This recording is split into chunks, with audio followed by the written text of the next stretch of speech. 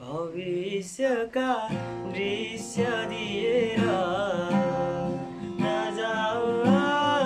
दृश्य भएर बाचा पुरा गर्यो सँगै रहने तर याद भनेर भविष्यका दृश्य दिएर नजाऊ दृश्य भएर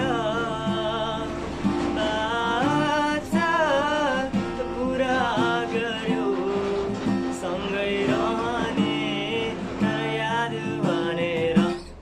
तिम्रो जीवन बर्बाद गरे मैले रे तिम्रो संसार भाताभुङ्ग भएको रहेछ तिम्रो हात